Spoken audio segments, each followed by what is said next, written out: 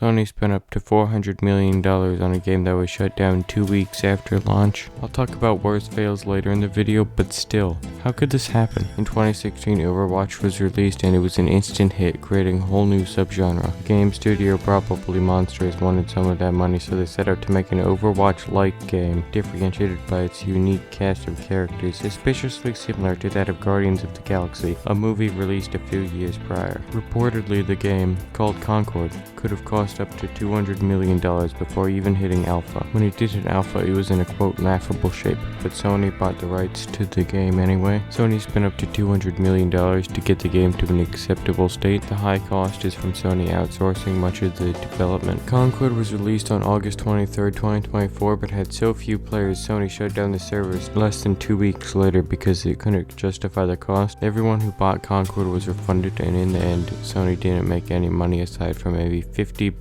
from t-shirt sales. To figure out why Concord failed, let's compare it to Marvel Rivals, another game from the hero shooter genre that came out a few months later and has become incredibly successful. Overwatch was priced like a normal game when it launched, and Concord mirrored this. But by the time Concord had come out, Overwatch and its contemporaries had become free. Almost no one was willing to pay for a game when other very similar games are free. Marvel Rivals realized this and is free with in-game purchases. Concord was very similar to every other hero shooter, but Marvel Rivals has destructible terrain and characters that can team up with each other to gain special powers, which are relatively unique game mechanics. In hero shooters, the heroes are very important, so obviously a game with Spider-Man, Iron Man, Hulk, Captain America is gonna have a massive advantage over Concord, which has Daw, Itz, Lark, and Baz. If Concord was so clearly doomed to fail, why was it even finished? Reportedly, Concord was CEO of Sony Interactive, aka PlayStation, Herman Holst's baby, so he supported it through completion. No one was able to meaningfully change the course of the game because the studio had a culture of toxic positivity where you couldn't say anything negative about the game, and clearly the character names. The massive price tag was justified with the notion that Concord would be the next Star Wars and also PlayStation's future. They were so invested in making Concord the next Star Wars they arranged for a Concord-based episode of the video game TV show Secret Level. Concord failed because it was a game no one wanted, but there are many more failed and successful projects that can teach a unique lesson. A game that lost even more money is Skull and Bones. It reportedly cost somewhere between $650 and $850 million. It was supposed to be a quick and cheap multiplayer expansion of the game Assassin's Creed Black Flag. It turned into an original game likely because of a deal they made with the government of Singapore, which subsidized development but required them to release several original games. The deal also made them hire a certain number of people, leading to the number of people working on the game going from 100 to 400. Having that many people likely caused communication issues, making everything slower, a problem made worse by new management constantly coming in and changing everything, only to be replaced by newer management who does the same thing. Skull and Bones attracted just 850,000 players in its first week, which includes everyone who signed up for the free trial. To show how bad these numbers are, let's compare them to another AAA game from the same year. Uncharted hit 1 million players in 4 days without a free trial. There was a sale with Skull and Bones' price went from $70 to $10 only 6 months after release. I don't know if the original vision of a multiplayer Black Flag would have worked, but it couldn't be worse than Skull and Bones. Bad management is always at least a little bit to blame for all failures like this, but the bigger and more unique problem with Skull and Bones is the Singapore deal. Concord and Skull and Bones were funded by multi-billion-dollar corporations, but the movie Megalopolis was funded by one man going into over $100 million of debt. Francis Ford Coppola is the director behind famous movies such as the Godfather trilogy. First had the idea for Megalopolis in the late 1970s, but due to him constantly switching focus and going bankrupt in the 90s,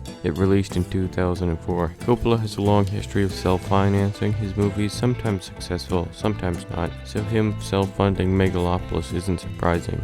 but the amount of money is. An unsuccessful self-financed film he had made previously, called One from the Heart, cost $26 million, but Megalopolis cost $120 million. Coppola has a very large winery which was used as collateral to take out over $100 million in debt to fund the movie. Megalopolis only earned $14 million at the box office, but Coppola is still rich and said in an interview he has some weird tax scheme, so he should be fine. Reviewers said Megalopolis was a confusing disaster, but where did he go wrong? If a movie is in production for over 40 years, becoming a confusing disaster is kind of inevitable. Also, going into debt for such a risky project was definitely a bad idea. 13 years ago, the game Star Citizen raised $2.1 million with a Kickstarter campaign. They kept raising money through crowdfunding and other sources, and as of today, the Star Citizen team has raised $800 million. They got this much money by promising Star Citizen would be a AAA quality flight sim, multiplayer and single-player FPS, and MMO. 13 years later and there's still no release date. $800 million is a lot of money, but 4 AAA games would cost around that much, and combining them into one makes everything cost more. It's possible to get insane amounts of money invested in your company, but to get it you have to promise so much even the insane amounts of money you have isn't enough. Netflix spent $320 million on a movie called The Electric State and sold 0 tickets, but I can't say it's a flop. Netflix has been trying to make blockbusters to compete with Hollywood, but they don't put their movies in theaters. If someone wants to watch a movie in a theater, they have to buy a ticket. But on Netflix, if they have a Netflix subscription, they can watch without any extra cost. The vast majority of people that will watch The Electric State will already be subscribed to Netflix, so it was arguably a waste of money. However, the same can be said of any other content on Netflix, but if Netflix had nothing on it, no one would be subscribed. Was making one of the most expensive movies of all time worth it for them? Probably not, but if they didn't make risky decisions, they wouldn't have made $1 billion business.